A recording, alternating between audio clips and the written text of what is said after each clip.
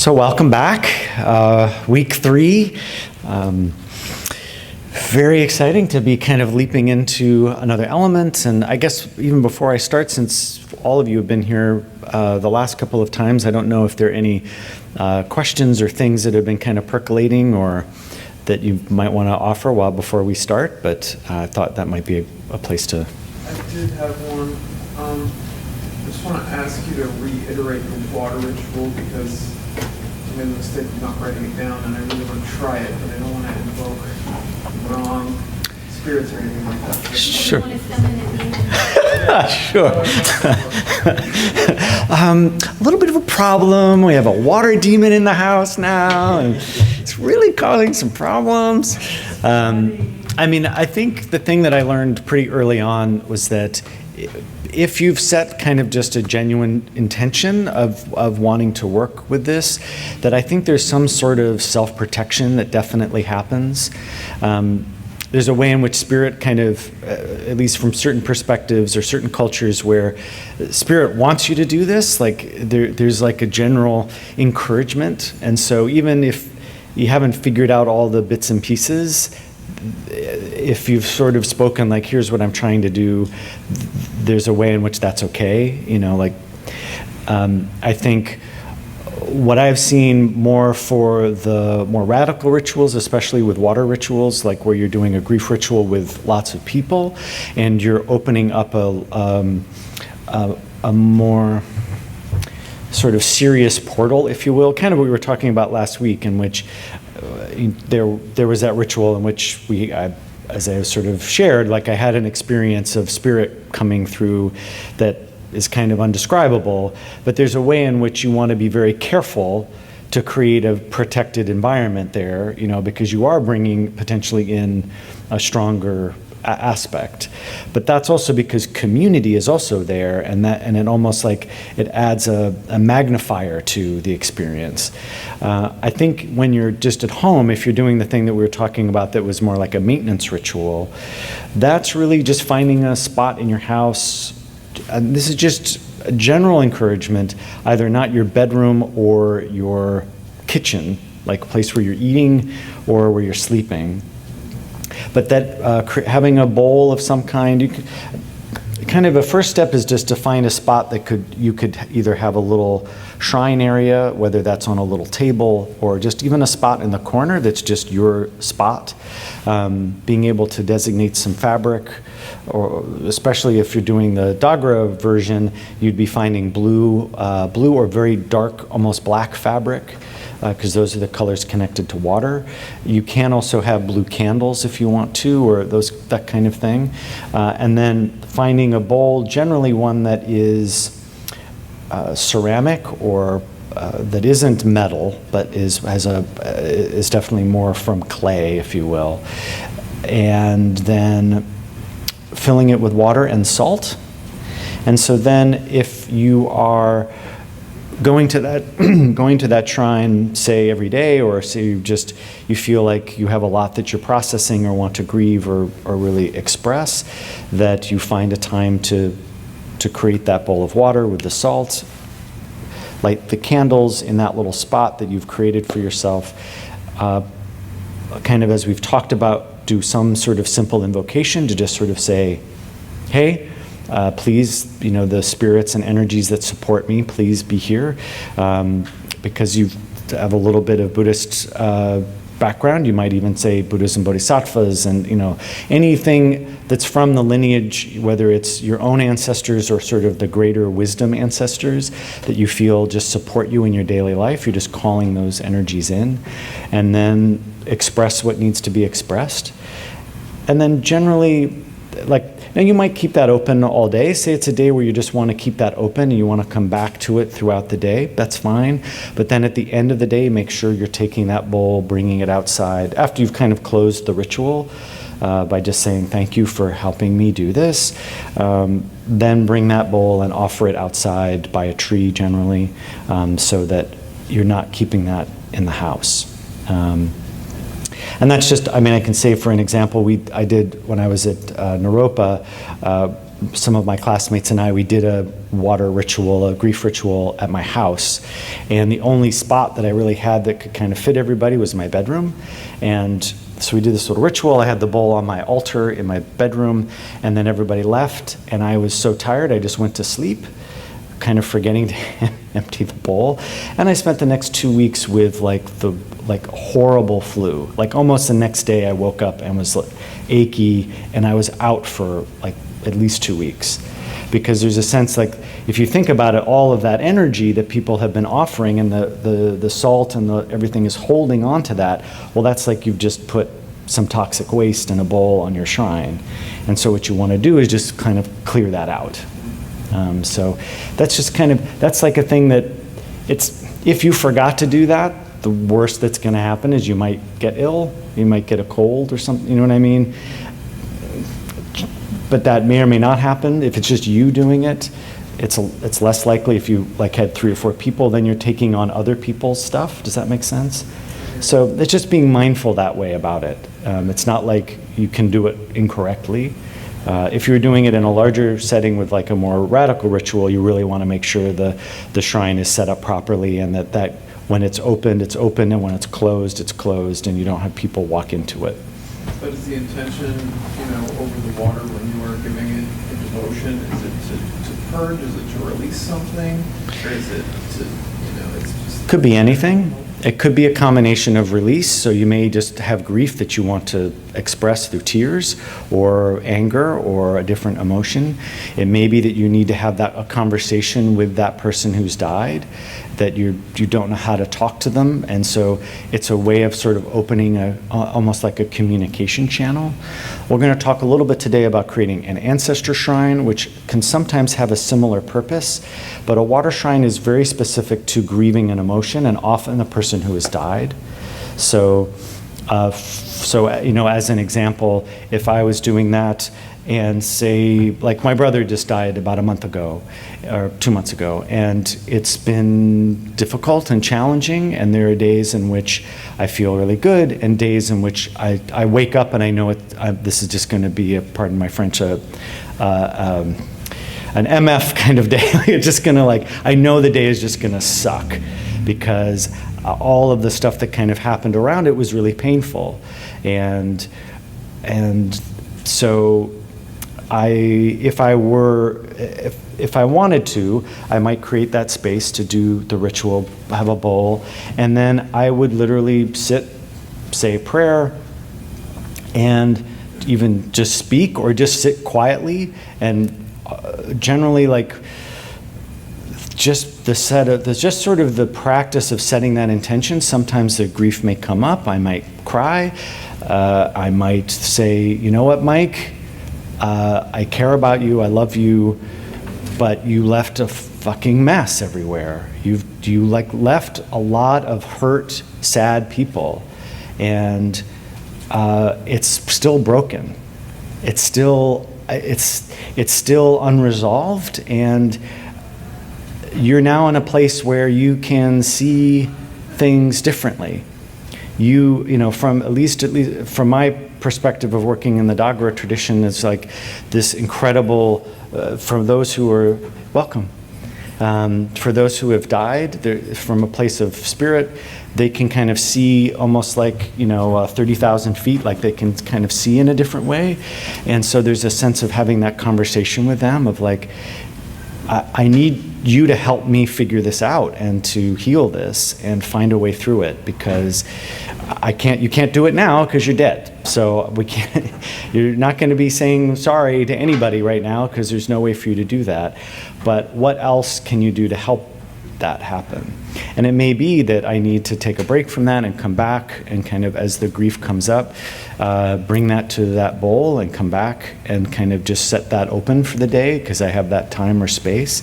Sometimes it's hard if I'm really busy, or you talked earlier about working from home, which I do, so it's like, where do you find the time to have that sort of space? But hopefully if I have a day off where I can just kind of keep it open, and then I'm just grieving, and that's what's happening, and I can bring it and to that spot in my house, in my home, and offer that so that I'm not holding on to it. Even though, thank you. In the Dogra tradition, when someone sneezes, when you're saying something, it means the ancestors are agreeing with what's being said. So it's great in an argument, like, if someone sneezes right when you're making a great point, you're like, the ancestors just agree with me, so I'm really amazing, thank you. That's like a whole lineage of ancestors who just said yes to what I said. So that's like a way to kind of approach it. And it's really to just sort of let whatever arises arise. And if you feel like you're stuck, then be curious about that. Like why, what's holding me back? Why do I feel shut down? And maybe even just being able to do some deep breaths and really relate to that, maybe even bringing out photos or images of that person and just really kind of contemplating that and kind of going into it a little bit. Sometimes it takes some time. I think, as I mentioned last week, sometimes it's like I'll be watching a show and something will happen and I'm suddenly sobbing on the couch, and that's because it's triggering something. It's allowing me to kind of register something. And so instead of like pushing it down, it's like, no, this is how it's happening. And so I could work with that day and just sort of reflect and kind of bring that into reality. Okay. So, yeah. So today we are exploring fire element. As we're kind of working through this sort of exploration of the different elements, and also looking at how we can incorporate ritual sort of into daily life. I think one of the things, as we talk about later in terms of these maintenance rituals and more radical rituals, there's a way in which I think the maintenance rituals are often ones that we're really kind of doing on our own or maybe in a small group, and then often the more radical rituals often are in a larger context, like you're doing this in a larger group, or there's a way in which you need to bring more energy in. So both are kind of important. Since everyone has been here, won't review too much about what we've talked about the last 2 weeks because you've all been here, so I don't need to do that particularly. One of the things that I just wanted to, again, sort of review and talk about, we're looking at sort of these elements of ritual, this notion of when we begin, we have an invocation, we open up the space, we ask for those energies, those things that we want to bring into even something as simple as a meeting or something that we're doing as a task with another person. I've talked about this before of the board that I'm part of with that Sabamfu started. Every time we have even a board meeting, we just do a basic invocation of just sort of, hey, we're here, we're in space, let's call this energy in. So does someone maybe want to take a try at the invocation for this evening? Yeah, maybe? Everyone's smiling and going, go away, I'm not going to do it. So, okay. So, mamane, samane, grandmothers and grandfathers, great-grandmothers and great-grandfathers, spirits of this place that have spent so many years, decades in fact, helping all who come here to express and to discover and to learn something about themselves.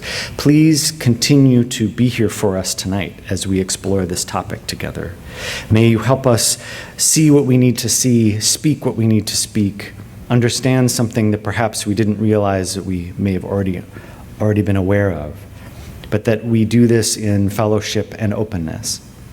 All the elemental spirits, especially fire, since that is who we are talking about, thank you for arising in us, that wisdom, that curiosity, that passion for this exploration.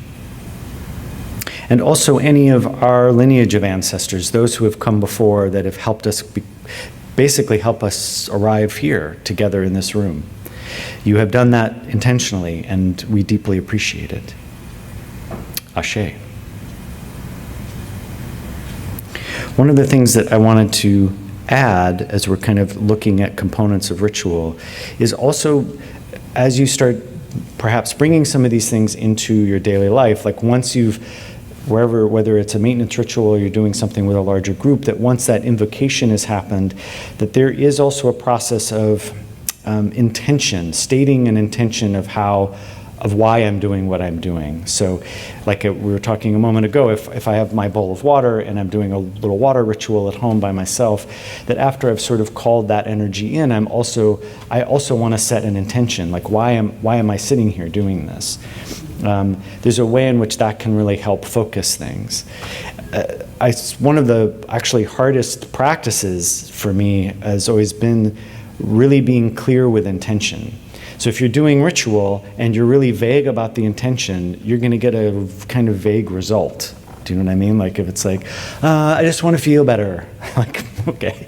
Like, well, that, it's like if you're kind of having this dialogue with the universe is like, oh, okay, feel better. We'll have you get to get Twinkies tomorrow. I don't know. Like there's a pretty broad interpretation of what that is. And so one of the things pretty early on when I was working with Sabanfu was helping kind of guide how to intone and speak intention, also being really clear so that you don't bring the wrong intention. For example, there have been a number of grief rituals that we would do with her in which someone would call her like 2 weeks after the grief ritual and say, I don't know what's going on. I just lost my job and like all this stuff is happening and I'm gonna have to move. And Sabanfu would be like, I'm just curious, when we were preparing for the ritual, and part of that radical ritual in terms of this grief ritual was you speak into objects that are put into a bundle that you want to let go, and then you put that into the grief shrine.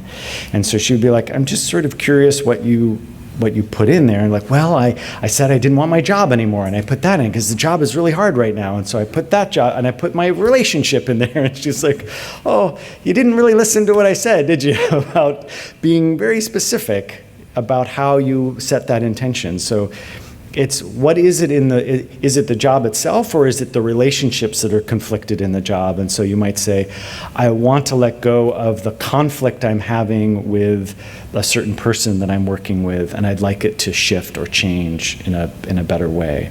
That's different than I want to get rid of my job. Does that make sense? And so even if it's just taking a time to just sort of be precise about what you're asking for, even if you're doing that in terms of asking spirit for assistance, like I need guidance in this specific way because I'm feeling like I'm lost, or I don't quite know where I'm going. I just will say that the opposite happens. I mean, as she expressed, people would call and say, I just lost my job, but other people would say, I took what you were saying to heart, and I was very specific about what I asked for, and these things came out that way. Like there was a way, even though I didn't know how it was going to come out, there was a way in which by being really clear that way, that then it's almost like I allowed space for it to specifically happen the way it kind of needed to happen. So intention can be really important here.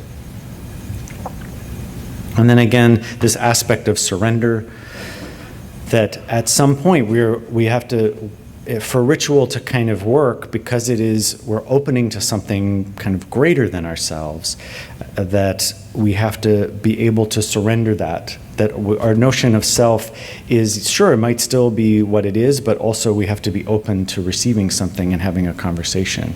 And we talked about grief rituals last week. If part of your participation in a radical ritual like that was to stand in the corner and not participate, there's a way in which you're not allowing some aspect of surrender to happen. And even in these different elemental rituals, that is consistent. So when we're talking about fire rituals in a little bit, there is still this way of, I have to be willing to step in and be open to what's possible. If I'm constantly just sort of like, I'm going to do this the whole time, then you don't allow for that movement of possibility to happen. And as we'll do at the end, always important to have an end or a closing, so that there's a way that you kind of hold that. Even if you're going to, like for example, for the grief rituals we would do with Sabanfu, they often happened there would be multiple rounds within like a 2-day period. So you might do 4 hours, take a break, do another 4 hours, take a break for evening, come back in the next morning, do another 4 hours. And so each of those segments, there would be just even a temporary closing, like, we're just going to take a break. we still have work to do, but we're just asking all those incredible energies that we've invited here. I just need to eat. I'm not spirit form, I gotta get food, or I gotta have some water. And so that's just at least saying to whatever you've kind of called in that we're taking a break, but we're coming back. But then when that ritual is done, that you are able to sort of say, okay, we're sort of closing now. And so these kind of pieces are important. I'm adding a little bit as we go into each week, just to kind of take it slowly as opposed to be super analytical about it. Kind of, I think what I talked about the first week is that there is plenty and plenty of many archaeologists and sociologists and those who have studied ritual and looked at different cultures and can kind of give you the 52 parts of a ritual. That's great. And part of what I'm trying to do here is really kind of pare it down to something that's a little simpler so that it's more digestible so that you can actually apply it. Because at least in my experience, it's great if it's all up here and in theory, but being able to practice and embody it is what is kind of essential. That way it's not just a theoretical exercise. So we're adding a little as we go, but those are still kind of the things that you want to, as you were saying earlier, what are the things I need to make sure I'm doing so that it's kind of grounded? And I think these are the pieces. So fire. I will say that fire is definitely like coming up as like the rock star of elements. I mean, when I've been talking about, when people like ask me about this class series, the number of times people are like, when are you doing fire? Like, yeah, the other elements, whatever, but like fire, I gotta do fire. I don't know what it is about the fire element, but it just sort of has that, I don't know, je ne sais quoi, that really gets people excited. I don't know. I'm not really sure what that's about. I feel really bad about the other elements are like, hey, I'm water, you know? I can like carve out a whole canyon. I'm like really cool. I'm working with emotions, you know? Like I feel like they don't get the same props the way fire does. I don't know if like the other elements have to go to therapy or not, like to talk about like their jealousy around the fire element gets all the flashy stuff. And so there are kind of some core components that fire often signifies when we start looking at different traditions and how they work with this element.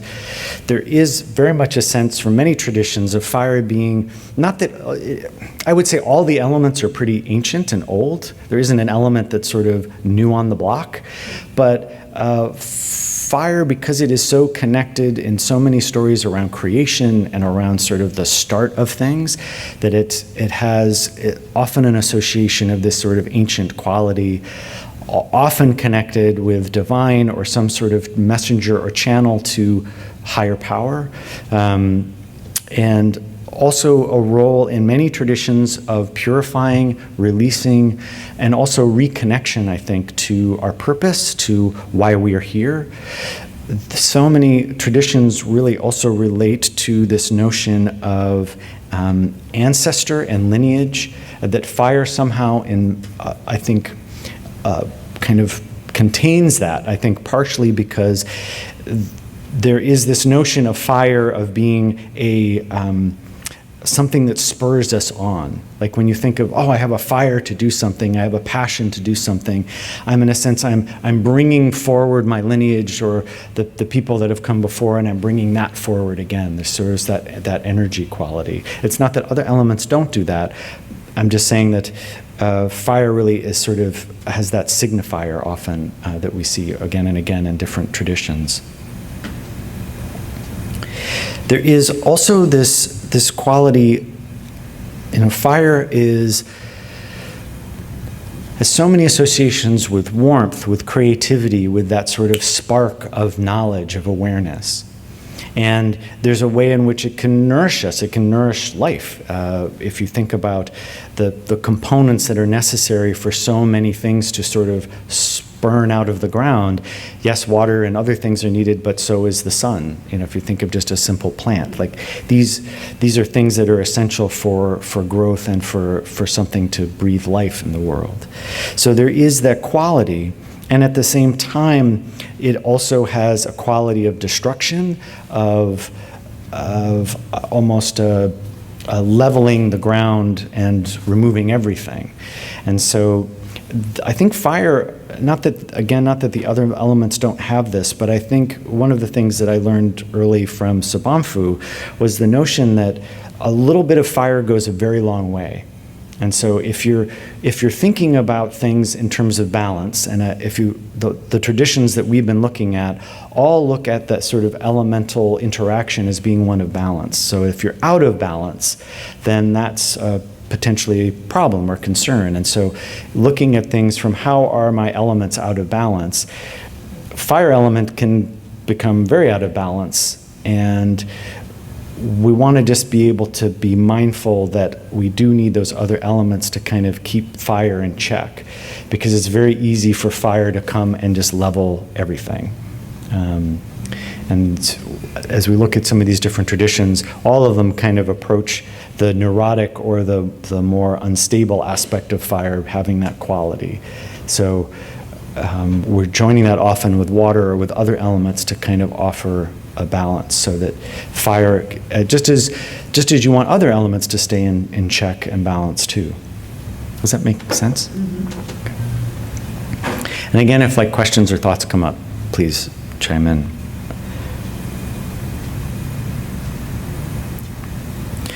So as we've been doing each week, looking at some different traditions and how they work or relate or think about these different elements.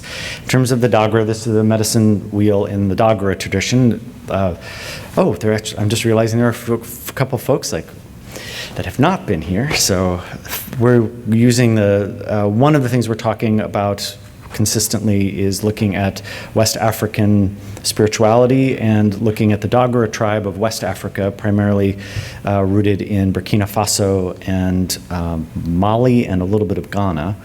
So this is one of the traditions we're touching into each time.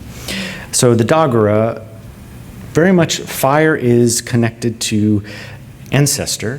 These are my grandparents and my dad, who are now all ancestors. So there's a way in which the fire element is that lineage that we hold that is a string back from generations to generations to generations, in a sense, that energy that has come from great, great, great grandparents that has led each generation to now. So it's that spark that keeps passing forward. And so for the Dagra, being able to create an ongoing connection to ancestors is important.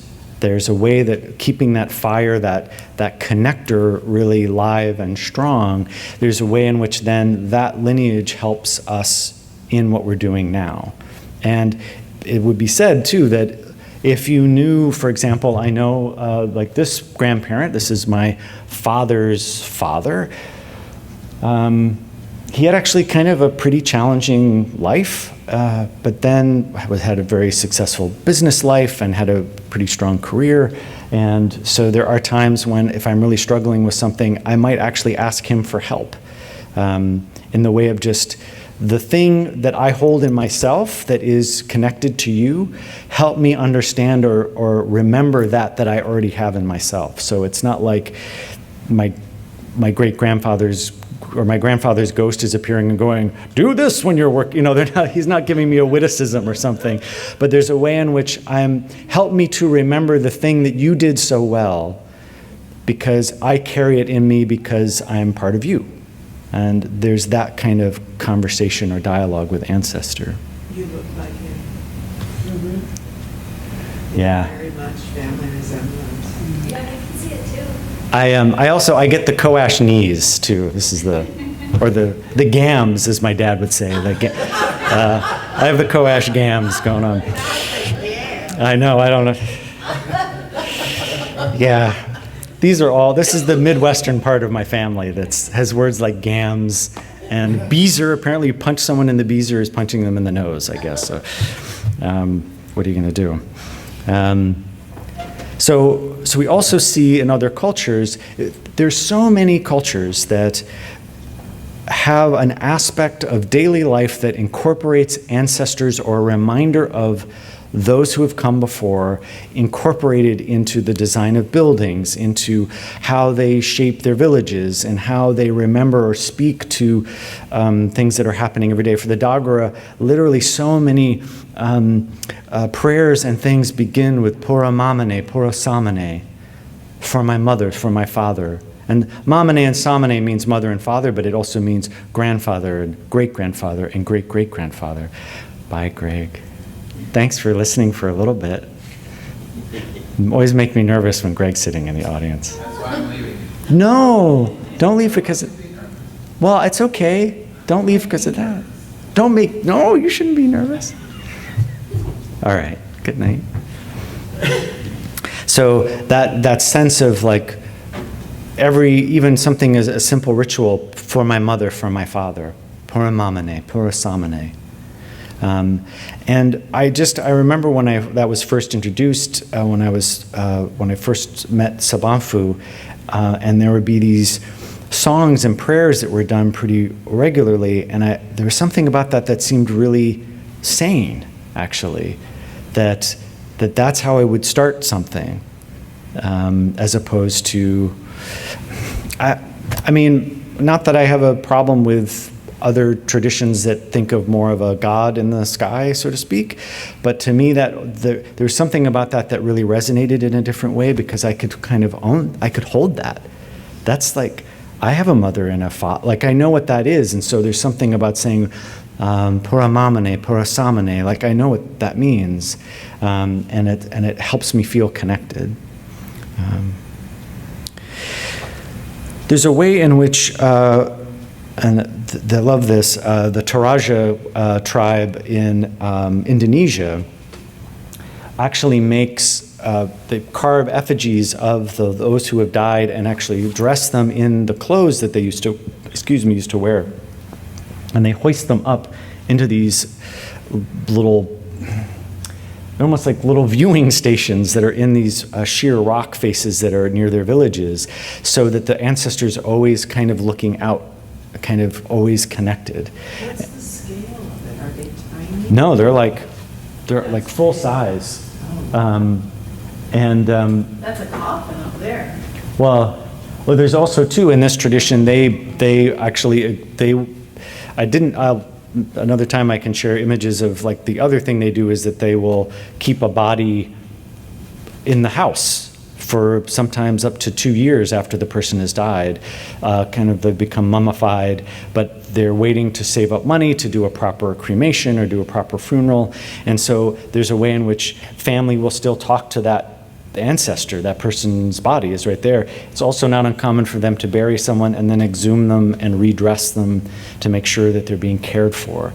That is not the only tradition that does that. There are traditions in Borneo that actually will take the bones and exhume them and wash them and clean them and talk to them and sort of say, here, look, we want to take care of you. Like, even though you've died, you gave us so much, I'm giving to you, even in your death, we want to care for you. Yeah.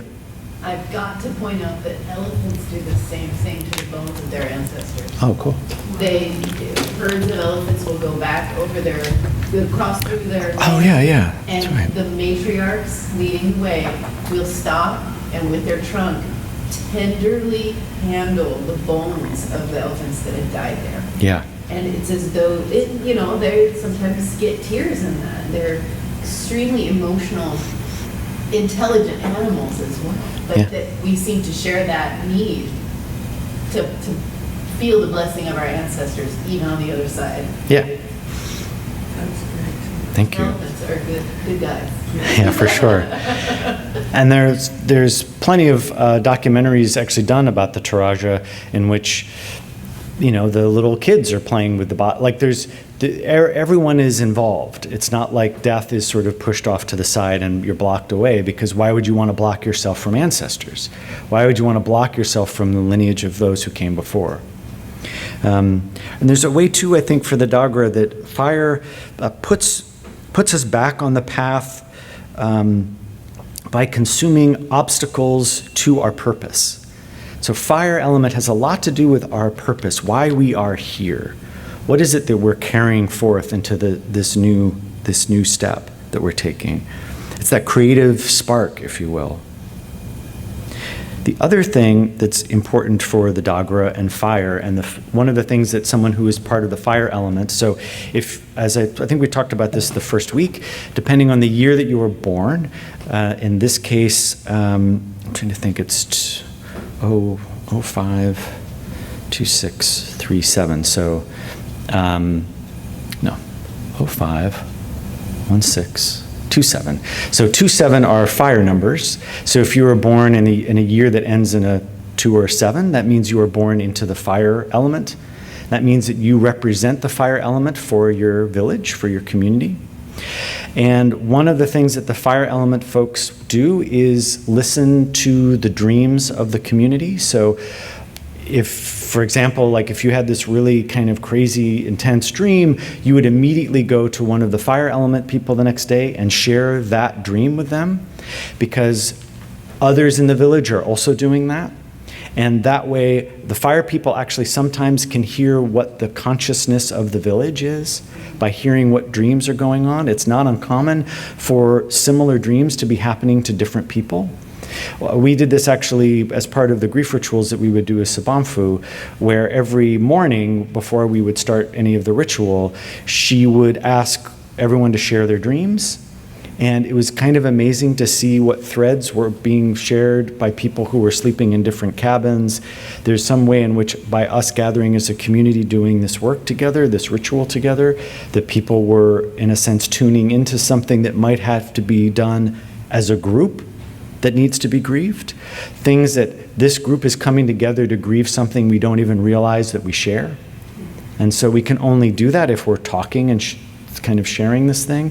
I think often, like, yeah, some people remember their dreams or write them down, but here there's a way in which these are really valuable. These are precious pieces that get shared in the community, so that a fire element person would then be able to kind of go, it's interesting, this is the 10th person today that has shared a dream about, some flood happening or some like really discord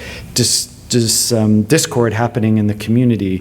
It all plays out the same way. So what are we missing? Is there something that we need to be working on? Is there some ritual we need to do to kind of balance, because something's obviously out of balance? I mean, I don't know about you, but the fact that you would live in a community that thinks this way is kind of amazing to me. Like, imagine like if that's how you're kind of rebalancing, that you're all able to talk with each other in that way and be willing to share and be open to the fact that we might be connected in a way, as opposed to in our box doing our own thing, kind of in our own little channel. Something about that that's really kind of, I don't know, it really intrigues me. So for them, it's this lineage of ancestors that we're connecting to, but also dream life and dreams are a way, because I think there is this sort of subconscious aspect to dreams, that it's a way for spirit to be giving us messages or information. It's a safer venue in a way, because we think, oh, it's a dream, it's not really happening. But I've just seen it where there's a little more going on sometimes.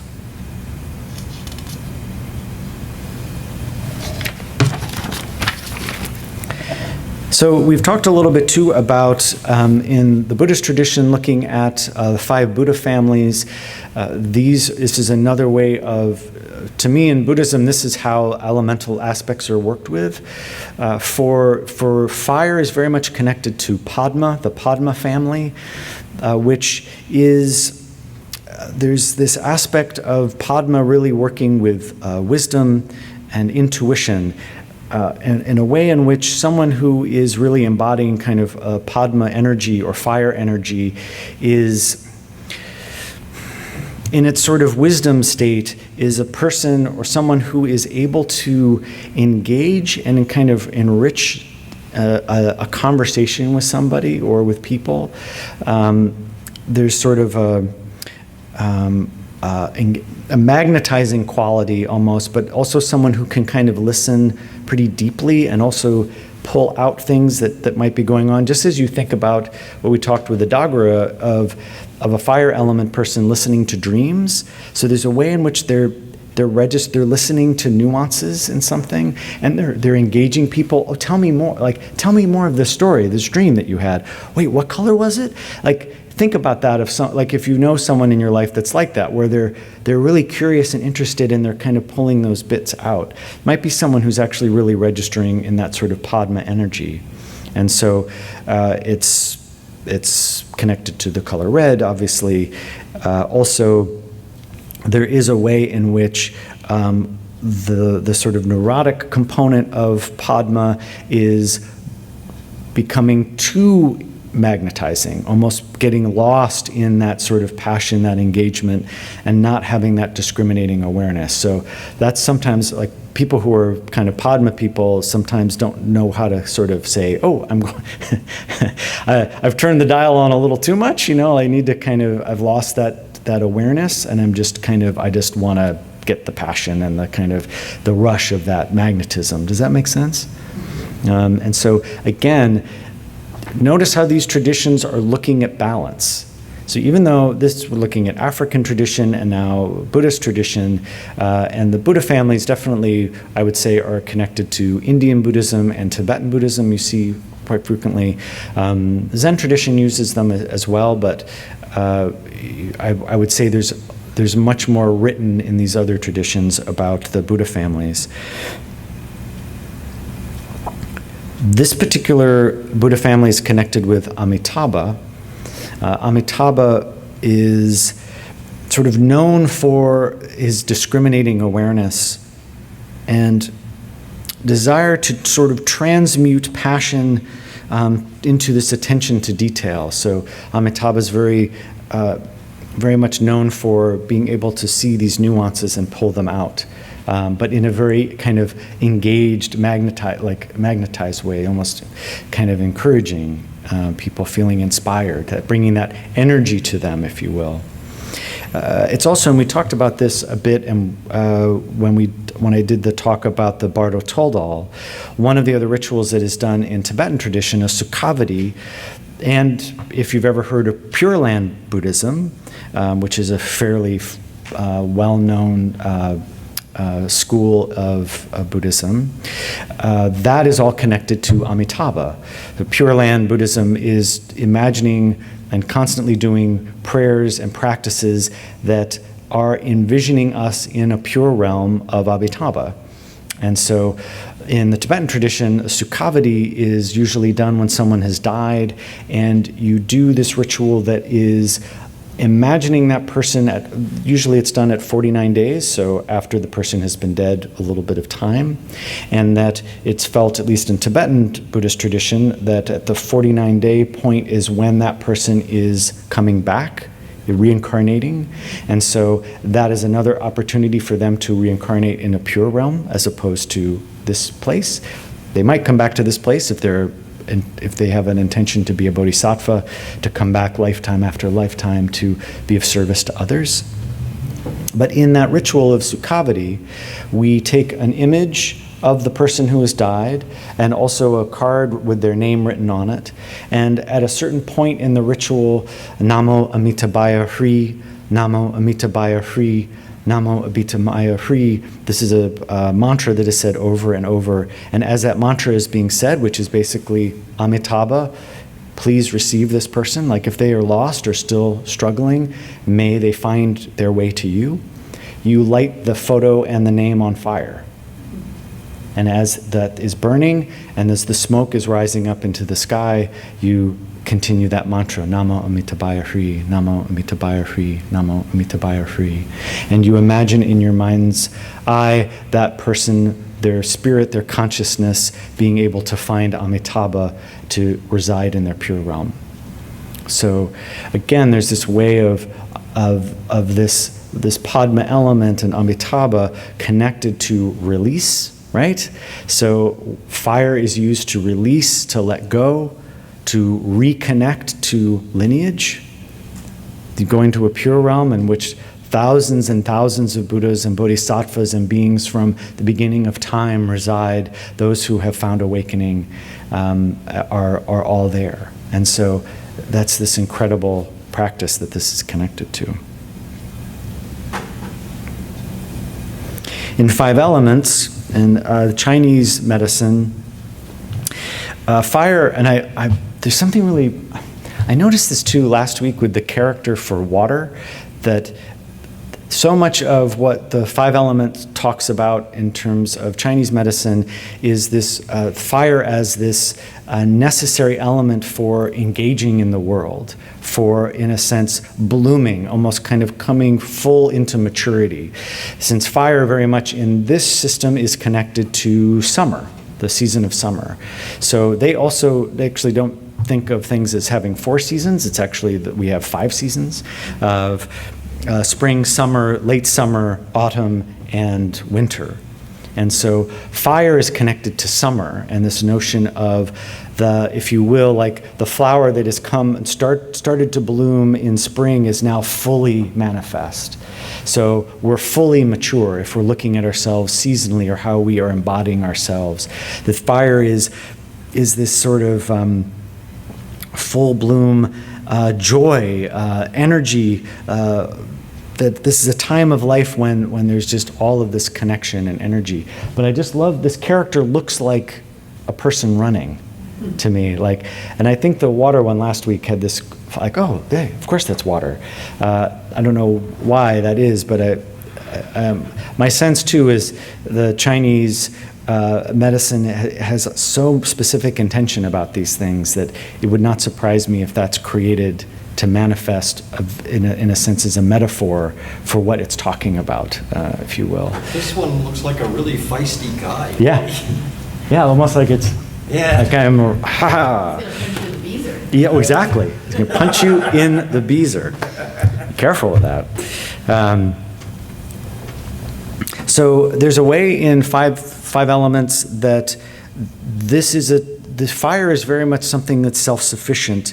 When it's in balance, fire is this sort of healthy, grounded, blooming maturity. You can give and receive warmth. There's a balance that then if you're someone who is sort of has low fire or low energy, that's missing. I'm not almost engaging in my purpose. If you think about the times, and I don't know, I can't speak for anybody else, but I've certainly had times in my life where I felt really depressed or felt really like I feel like I can't even get out of bed or get up off the couch. And I would say those are times in which that sort of fire element is like almost not there, or it's really dampened. And almost like I don't even know what my purpose is, or I feel aimless. I feel like that energy or fire is not there, kind of drawing me to the next thing. Does that make sense? And so this is very much how Chinese medicine and these 5 elements would sort of look at these things. This is something then that's so out of balance. If you feel like you're almost kind of pulled down, that maybe that fire element is not as present as it could be or needs to be. But also too that means, from this perspective, that we're then disconnected with our purpose. And so this is where why I kind of am interested in exploring these elements from these different traditions, because it's just really interesting to me that here's a tradition that's really grown in China, and yet here you have a tradition that's, if not older than that, from Africa, who also uses and looks at this element and connected to purpose. The fire element for the Dagra is very much connected to purpose and lineage and bringing that purpose forward, and so does Chinese medicine talks about this, that if that element is low, we feel disconnected to our purpose. And so how do we revitalize that? How do we reconnect to that? How do we spark that connection?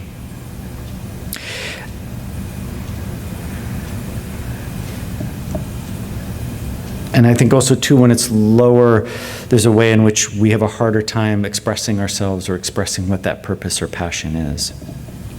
Even one of the things, a friend of mine does a lot of 5 element work as an acupuncturist, and sometimes if I'm dealing with something like I feel like I'm sick more often, or I'm feeling like I'm struggling with stuff, he'll sometimes just look at what the foods I'm eating and adjust a food that will actually bring more energy or more warmth into my system.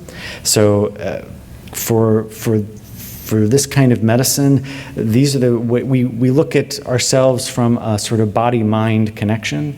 And so something as simple as the kind of foods that I'm eating can drastically affect how I am in the world, or sort of the energy that I have. And so, it's interesting, like he'll just sort of ask what my diet is, and I'll say, oh yeah, I'm eating this and this and this. And it's like, well, no wonder you feel kind of lethargic or low, or having a hard time kind of getting through the day. You're eating foods that are literally like clamping down your energy.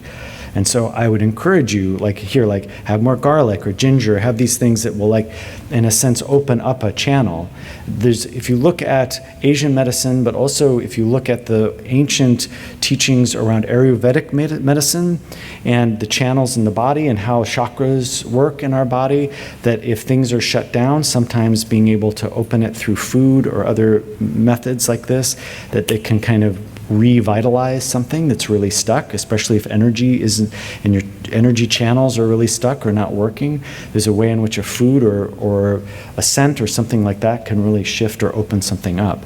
So to me, all these things are always so interesting. Like, oh, I hadn't even thought, like, yeah, I've been eating, like every meal, I've just been eating cucumbers because they were really cheap at Trader Joe's. And so, I'm eating a vegetable at least, so I'm doing, I'm eating good stuff for myself. And he's like, yeah, you are, but it's also mostly water, and it's actually a cold food, and so you're actually bringing more cold in, and then you're trying to balance it out with other things to force your body to be in balance, as opposed to eating things that naturally bring yourself into balance.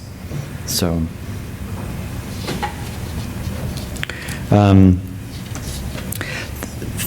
then shifting to Native American approaches, the Ojibwe wheel. This is one example of the medicine wheel that's used frequently in the different tribes and lineages of this tradition. Fire tends to show up in the north. It tends to be connected to the Thunderbird clan. So in a lot of the mythology, fire is something that's very, very ancient and old, and part of a system of gods that hold certain elements that then are brought into the natural world. And so fire is really is born when the universe started, from this tradition, and enables life, but also can destroy life. So again, there's this knowledge or understanding that fire is a very powerful element, but also has to be used mindfully as well, and it can wipe out as well as bring life.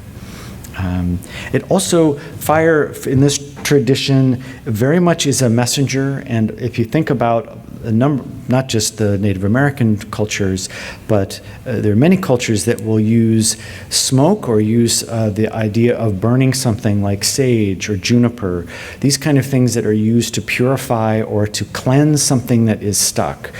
And this is a tradition in which smoke and fire are kind of connected in that way, obviously, because that's usually what happens when you light something. But this notion that smoke has this blessing quality, this purify quality, but also can kind of reconnect us to that spark, to those passions. For the Cherokee, and this is something also too that I notice in these different traditions. So for the Cherokee, for example, fire is first brought to the world by the water spider. So it's said that it initially, like as the planet is formed and there are animals, these sort of kind of primal creatures on the planet, fire isn't around. There is no fire. But then in one of the myths, it's said that the Thunderbird clan throws a lightning bolt down from the sky. On the small island, there's a hollowed out sycamore tree. And as the bolt hits it, there's a flame that sort of burns in the sycamore tree. And all the animals are sort of seeing this fire. They know that it's probably a good thing. They feel like it's been a gift of some kind, and they want to go get it. And so in this sort of core story cycle, all of the different animals go to try to get the fire. And what I love about this story is, like, each animals also kind of becoming what we know them to be today. So like the raven, that originally the raven was white, but then goes to try to get the fire, and in the process of getting the fire, all of his feathers are singed, and that's why the raven is now black. When we see it today, it's because it tried to grab the fire and wasn't able to bring it back. The screech owl then tried, and because there was so much smoke and heat, wasn't able to grab the fire back, but its eyes forever after were always bloodshot red. And so if you look at a screech owl now, it has red eyes. So there's this incredible story where all these different animals try and make an attempt, and it's not until the small, seeming fragile water spider weaves a basket and places it on its back. Because the water spider can kind of crawl and walk on the water, it gets to the island and it takes a little ember and brings the ember back for the rest of the animals, and fire is brought to the world. So we'll see as we talk about some other rituals how almost without fail, these stories around fire are often always connected to water. So notice that fire isn't brought to the world by the fire monster, but by a water animal, because it's being held by water so that it stays in balance. It's an incredible gift, it has incredible power, and it's also being balanced immediately by an element that is its counter and also its friend. They work in harmony with each other. So I think any time that we sort of just discard one element for another, I think this is why I'm kind of trying to explore this conversation around ritual in this way of looking at these elements. We'll notice as we keep talking about these rituals that often they are not just solely fire or water or earth or mineral. There's almost always like another element that kind of helps out, because they're kind of important. They help each other. But I really love that story, and it keeps going. Like all these, suddenly you have all these origin stories of why these animals look the way they look. It's because they all got burned in a certain way, or like they have rings now because the fire burned them a certain way. Or, of course, a very traditional story of Prometheus, of bringing fire to mankind. Prometheus, as a titan, is said to have formed humans out of clay, but that at one point, because his whole energy and excitement and passion was around creativity and knowledge and exploration and scientific dialogue, and maybe you could say some of the things that we do here at PRS, that part of bringing fire to humans was really bringing that knowledge, that awareness, that ability to go deeper, to explore further. Zeus was not overly happy about that, and so then, tied Prometheus to a rock, and an eagle pulled out his liver every day, and it just, regenerated, and he'd have it pulled out every day. Like you do. Don't mess with Zeus, I guess. The eagle actually representing Zeus symbolically, the liver actually representing emotions. So in this myth cycle, interesting that you have Zeus coming, basically, or a symbol of Zeus coming and removing emotion from this person who has tried to bring that to humankind. This notion of, because I think if we think about fire element, we although last week when we were talking about water also is an element of emotion, expressing emotion and sort of having emotion be moving and flowing. There is also fire in that, that also is an element that has emotion and passion and expressing these things and that sort of spark of that. So he was eventually freed, I think, by Hercules, actually, but he definitely suffered for his act of helping out us people.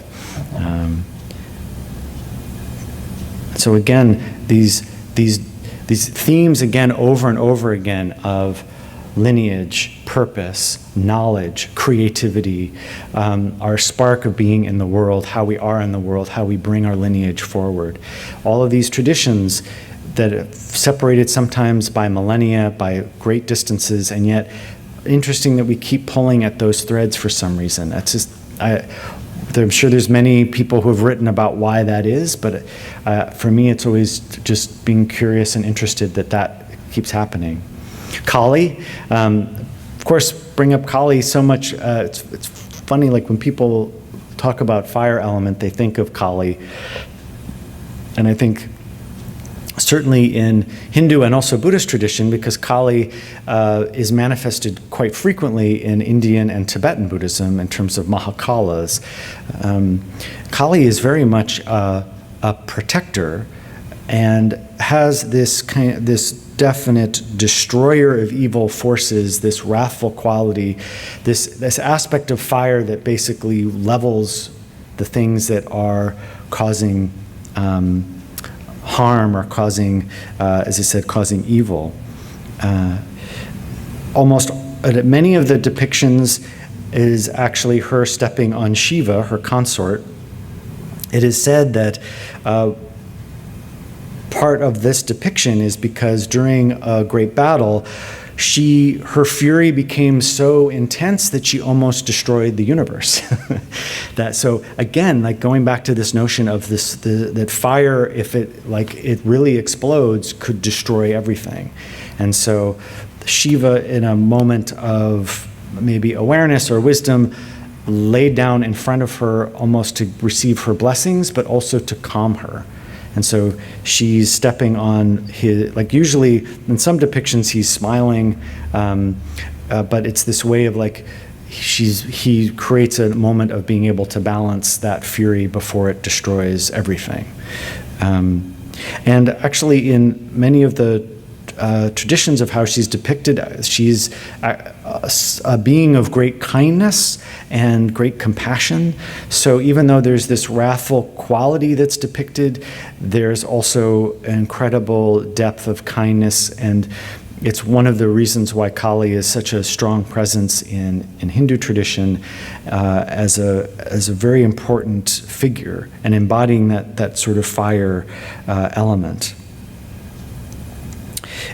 Also, it made me think too a bit that it's interesting to me that in Asia, and especially because if you look at the Mahakalas and the kind of protectors that are represented in different traditions, and I think in the West we think of protector, sometimes we think of Superman or Wonder Woman, and those kind of almost, they're brave and strong, like almost all the protectors in these. Thank you. In these other traditions, like they are serious protectors. Like they are teeth and often blood. They're wearing like severed heads around their body. They're like wielding a weapon, and there's this sense of that in this part of the world, a protector has a bit of wrathfulness, but that wrathfulness is also connected to incredible compassion and precision. So they're not just sort of leveling everything, but they come in because the way our ego gets so out of control, in a sense, needs that wrathful teeth, if you will. And if you look at the protectors, especially in Tibetan Buddhism, I mean, there are some incredible, especially the Dakini energy and the Mahakala energy. You don't mess with them. And however, if you call upon them, they're incredible allies.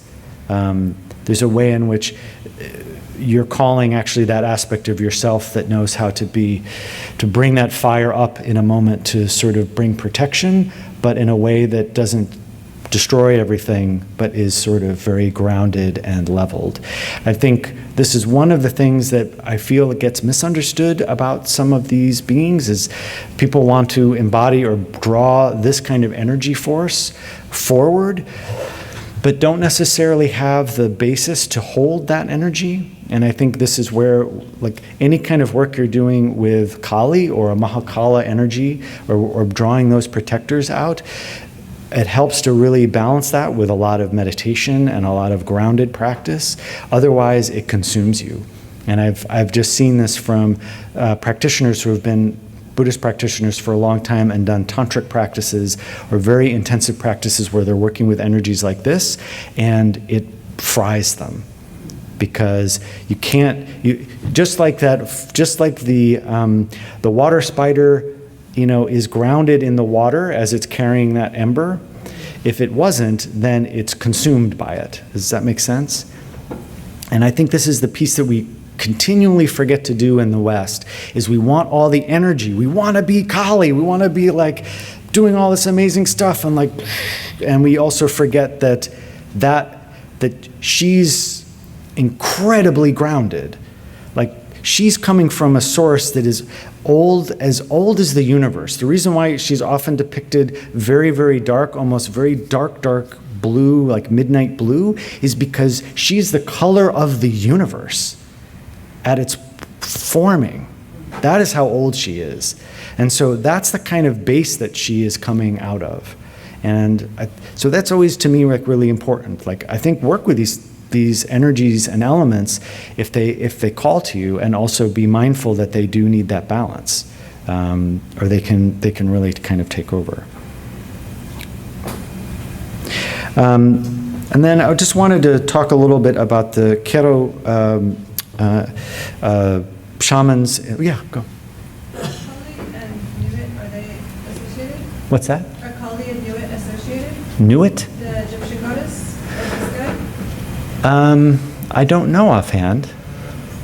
She's also depicted on the tombs as blue.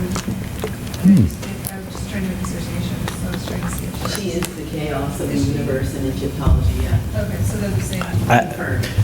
I mean, this is what I love about this. It's like now figure that I won't come back, like do some research. I don't want to Google right now. So. Yeah. I mean, but that's the thing that I've tried to do for most of my life is that when I start like, oh, that's good. Why? Wait, they're both blue and they're both hey, well, let's look at that. What does that mean?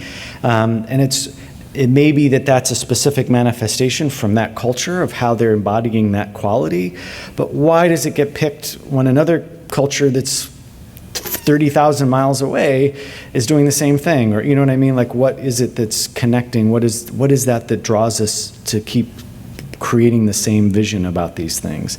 So that's your task. That's your homework.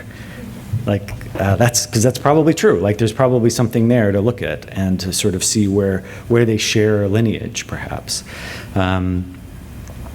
So this is a tribe that's up in the mountains in Peru. And although their medicine wheel is much more focused in terms of directions and animals, there is a very essential aspect of doing fire ritual as a way to manifest all of the dialogue between the different aspects of the medicine wheel, And so for them, calling in the whole lineage is essential in a fire ceremony. And you often at the end, I have a link to a fire ceremony, details about a fire ceremony that you can do from this tradition. One of the things that's very important when you're doing this particular ritual is that usually after you've invited Mother Earth and different elements and aspects of the medicine wheel into this ceremony, you would find a piece of wood, usually, or a stick, that as part of this ritual you would blow in your intention of what you're trying to let go of. And you blow that into the stick, and then you offer the stick into the fire. So there's a way in which the fire takes that you're trying to loosen from yourself, to offer, to get rid of. The fire then takes it and transforms it and burns it. But also in that ritual, fire is also something that you can take into yourself, that you can from the fire draw protection and support and energy. And so it has kind of this dual purpose. There's a way in which the fire gives power or inspiration that allows us to go forward. Also, too, in this particular tradition, it's not uncommon for other things to be added, Florida water, certain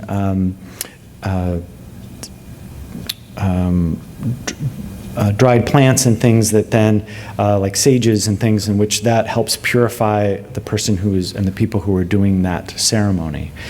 This is something also too in the Tibetan traditions, especially around, and in Hindu tradition, with cremation, open-air cremation, where incense and sage and things are thrown into the fire as a body is burning in order to bring blessings. So the fire is, again, in that notion of smoke, that helps bless and helps other things as well as purify and release and let go of. It also is blessing in that process as well.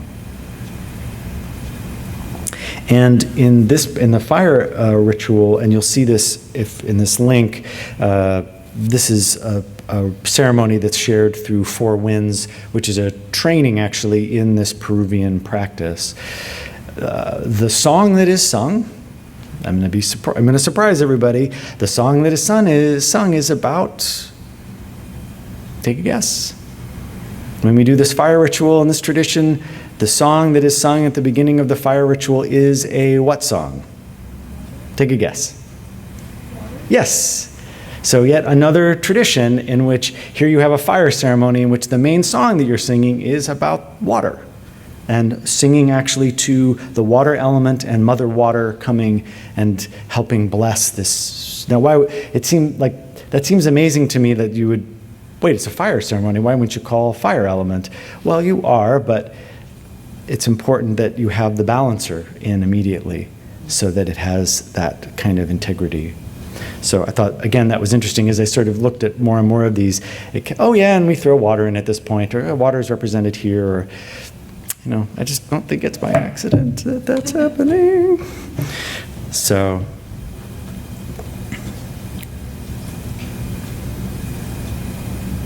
and so how do we keep connected? Because really, fire element and these rituals, whether you're doing a maintenance ritual or a radical ritual, all have this element of staying connected, not only to each other as in community, but also to ancestor, to kind of greater lineage that we're part of. And I love that picture. So, maintenance ritual. I'm sorry, I have to keep having maintenance photos. The other two classes, we've had different tools and things for maintenance. And so I would say that, again, maintenance rituals here are very much connected to ways in which we on a daily basis are kind of keeping this element balanced and focused. And it's really that only radical rituals are when it's so out of balance that we need to kind of, in a sense, turn the volume up, and often do this in a larger community so that we have the energy of that. But in terms of maintenance rituals, I would say one that actually spans multiple traditions and cultures are creating an ancestor shrine somewhere in your home that you can on a regular basis go to bring offerings, to have conversation, to find inspiration. And I'm just going to show you, these are totally different from different traditions, and yet there's still a kind of core thread of images of the people, things that sort of inspire, that remind us of what it means to be on this planet. This is a Day of the Dead shrine. I've had ancestor shrines that look like this, actually, which are really just a collection of photos of those who've come before in my family. But actually now they've this is a Japanese ancestor shrine, which you'd find pretty common in a lot of Japanese homes, of, again, remembering those who came before, connecting with that. Usually on the anniversary of a person's death, you would open up this altar, for example, and do prayers and things and offerings. Again, remembering and reminding. My shrine now looks a little more like this. It's kind of a hodgepodge of more Day of the Dead, but also, photos of my family, also beings. I have a lot of Buddhas and Bodhisattvas, other statues, things that when I look at them, they give me inspiration. And so that's, I think, kind of the core to an ancestor shrine, is it's a place that is like your home. Like it should be a resource for inspiration and also for remembering and for reconnection. When you feel like you're disconnected, you could go and just sit at your ancestor shrine and just have a conversation. At least if you're in the Dogra tribe, this would be a shrine that has a lot of red, since red is really the color of fire element and ancestor. But you don't have to necessarily fit just to the Dogra tradition. I think also whatever calls you, or if you felt like there was a color in your family that's like you've seen over and over again, or something that was like, oh, my mother really loved this color, my grandmother, and my great-grandmother, or whatever that happens to be. But there's a way in which you're finding a place in your home in which this is a dedicated spot. It'd also be part of maintenance rituals here are kind of there are a number of aspects to it.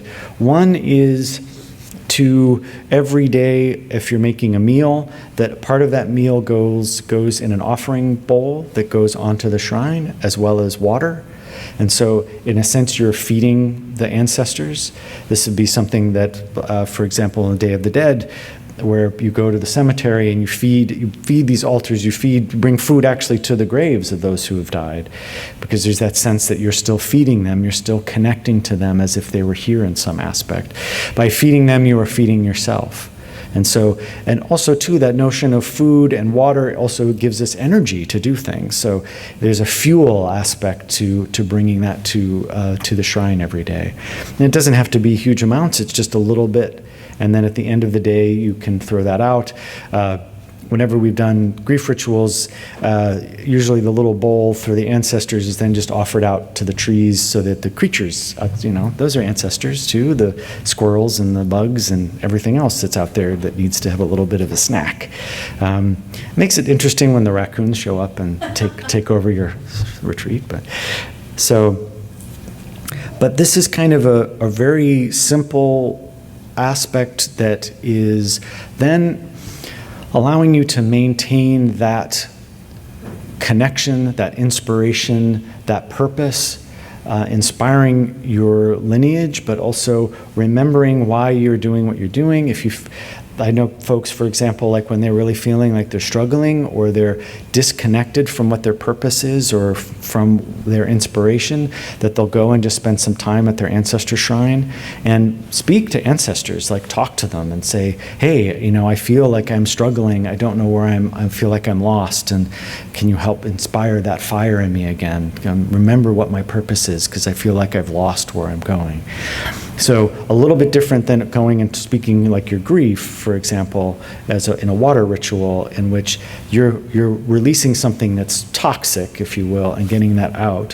Whereas here, this conversation is really about inspiration and about like, what's this wisdom? You have this incredible wisdom. Help me remember the wisdom.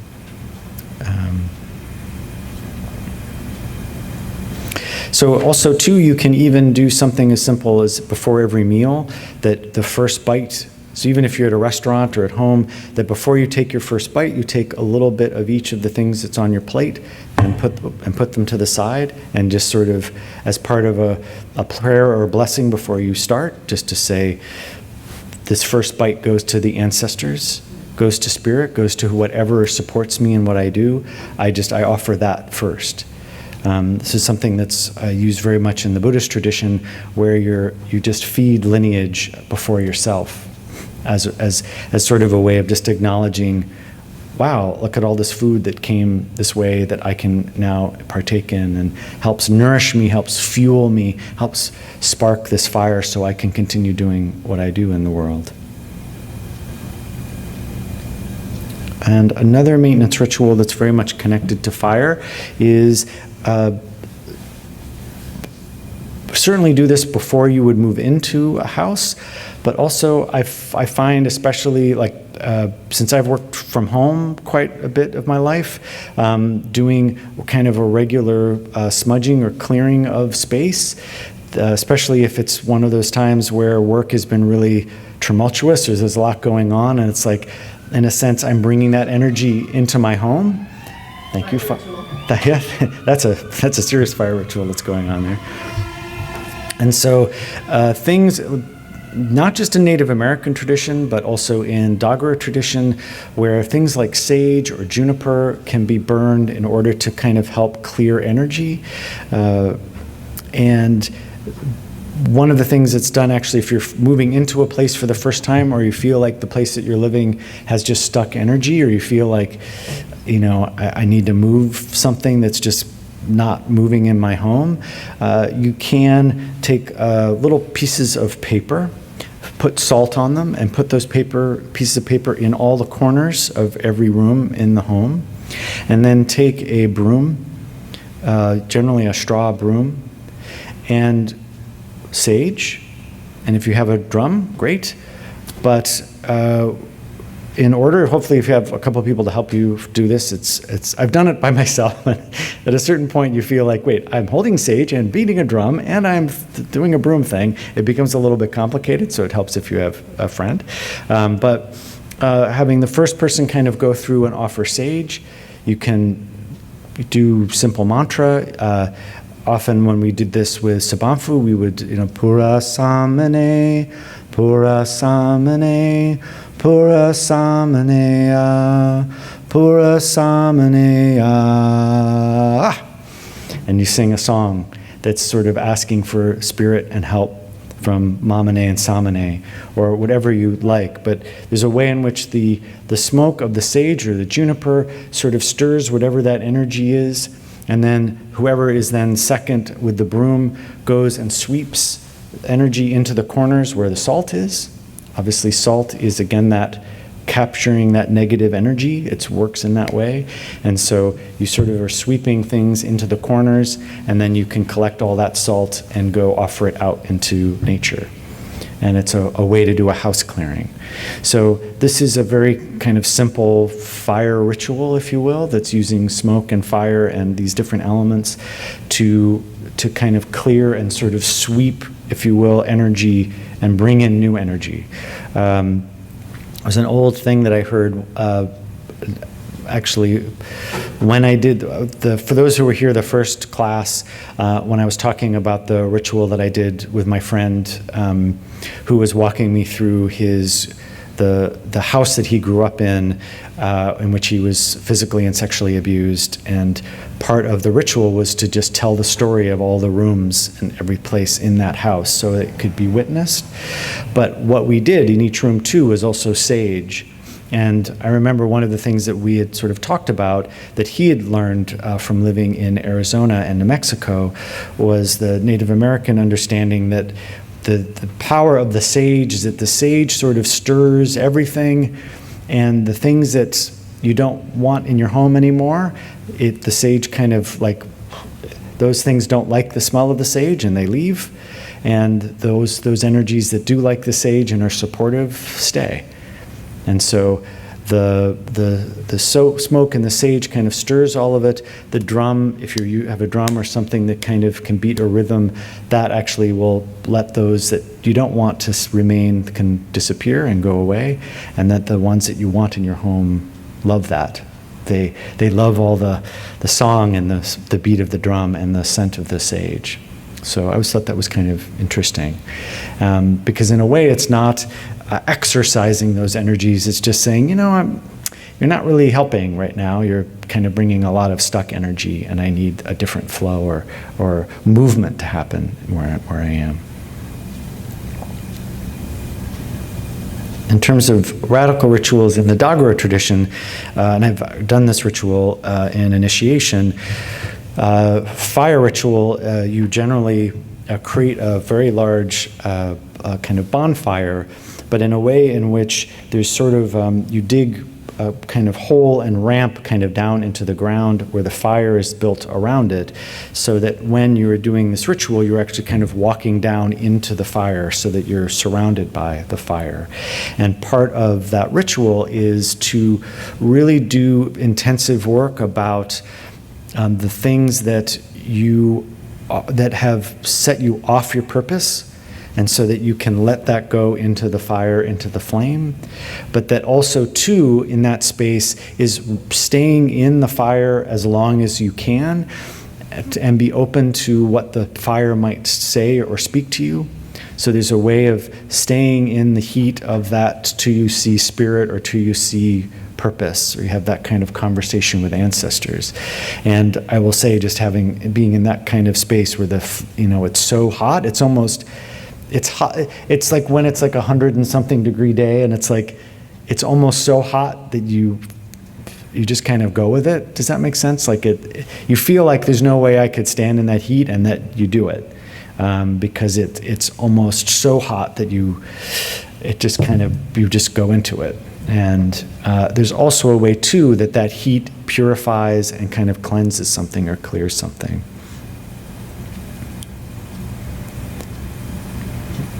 This was this radical ritual that I found that I thought was pretty amazing. This is from Bali. This is a fire war ceremony. This is actually connected back to the 1600s, in which parts of the island were decimated by plague. And one of the ways of the sort of local villagers to work with that situation was to do an exorcism. And they lit all of these coconut husks on fire, of which they then kind of roam around throwing these coconut husks at each other as a way of sort of exorcising what they thought was an evil demon or evil spirits that had come in the form of the plague. And what they found after is that anyone who was hit by sparks or pieces of that were recovered the next day, or in the days following, that they healed from that. And so this is actually a tradition that now still happens in certain parts of Bali, in small villages, often right before New Year's. And what is sort of transformed from the plague is now a way of letting go of past mistakes. And so it's a purifying ritual for the community to say, I'm letting go of the things I've done wrong, the mistakes I've made. And they have this crazy dance of throwing and flying embers of coconut husks as a way of letting go and offering. I'd say probably, these are things you could do. Might want to, make sure you don't light your backyard on fire. But I thought that some of these were kind of interesting to see how the radical rituals were sort of manifesting in different communities around the world still. These are things that are happening. The kind of rituals that I've worked with mostly are creating fires, people gathering in community, being able to speak to purpose, being able to offer things into a fire, to let go, but again, important that it happens outside of just yourself. One of the things we used to do when I lived in Northern California, and there was quite a good group of people who had studied with Sabonfu, there was this great, very secluded beach kind of near Santa Cruz where we would hike to at nighttime and build a huge fire and do ritual. And a lot of it was about speaking intention, about talking about purpose, but also letting go of things into the fire that we really felt that were in our way or needed to be shifted. And so that always happened in the context of being in a larger group and community so that we could listen to each other and be supported in that. This is a ritual from Japan. The Oto Matsuri Fire Festival. This festival has actually occurred for the last 1,400 years. And the community will climb up to this particular temple and light these torches and then run down the mountain from the temple sort of through the village as a way of, again, clearing any negative energy from the community, as well as a good harvest, asking for all of the things that might get in the way for prosperity and for a good future and a good harvest to be removed so that things can be benefited. And what's interesting is that the song that's sung often while this is happening is describing this flaming waterfall. So again, even in a fire ritual, we're using metaphors that are water related. And I just, again, find that really curious and interesting. It's also a tradition that is still done in Jerusalem with Orthodox Christians that happens still today around Orthodox Easter, in which a flame is brought from the spot that is felt as the tomb of where Jesus died, or was buried. Sorry, he died on the cross, but the tomb of Jesus in Jerusalem.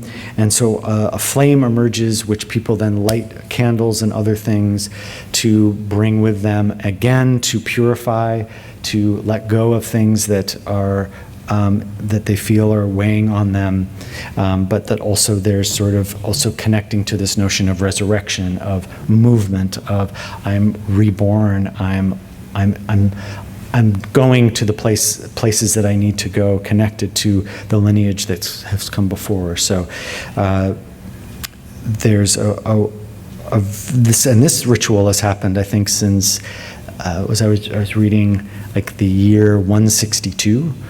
I always think that's like the year 162. It seems like so fresh in the years, you know. So again, these are things that have been happening for quite some time, and they happen over and over and over again still today. And then I was thinking about this. To me, I think a radical ritual that I've participated in and led a number of times are open air cremations, where a body is burned, not like in a crematory kind of contained environment, but actually out under the open sky. The perk of living in Colorado for a number of years is one of the few states that you can do an open air cremation. And I've actually helped lead 5 of these when I was working as a chaplain, a hospice chaplain there. And this is actually in Nepal. There are a number of spots in India and in Nepal where, in the Hindu tradition, it is fairly common that your body is burned. Usually it's quite expensive to do, but it's a great honor to have a lama or a guru come and lead a ceremony in which your body is burned. The Vikings used to do this as well, of lighting a body on fire in a very ritual way. In fact, one of the cremations that we did in Boulder was more of the Viking style.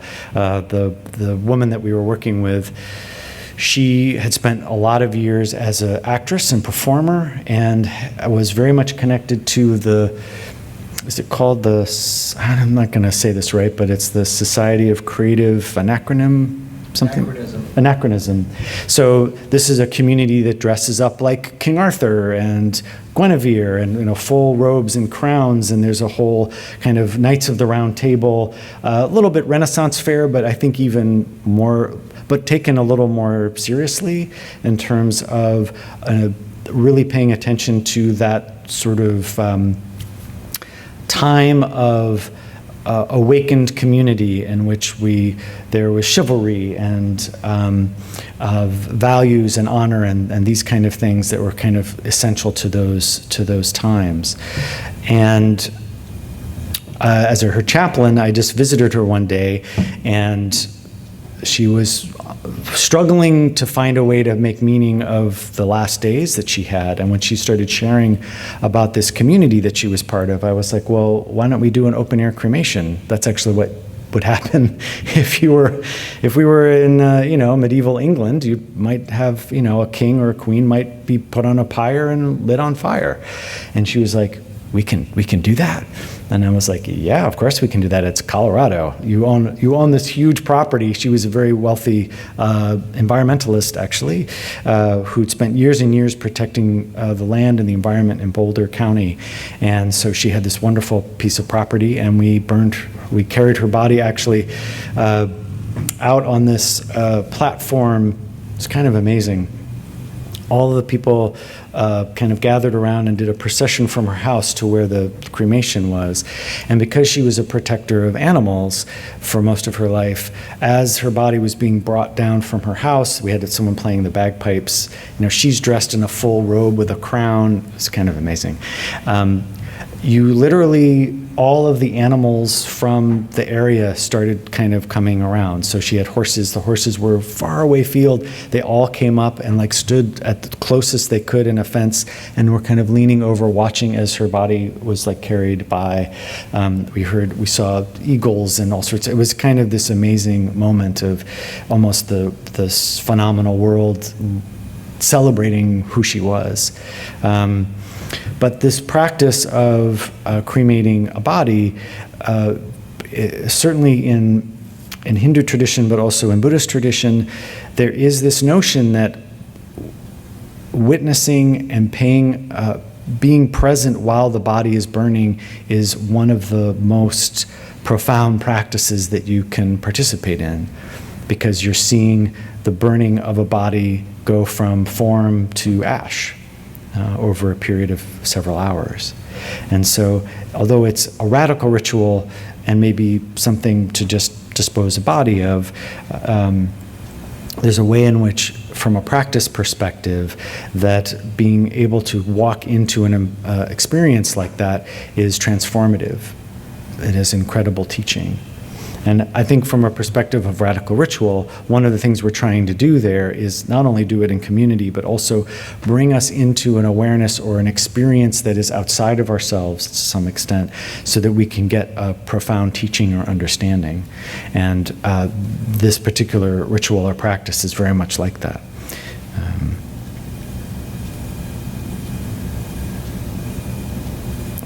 So since it was requested by someone last time, these are just some different resources, books and things. There's a link in there for the fire ceremony that's listed on the Four Winds. And I can also send this to people too if I don't have emails, but I think they do in the office.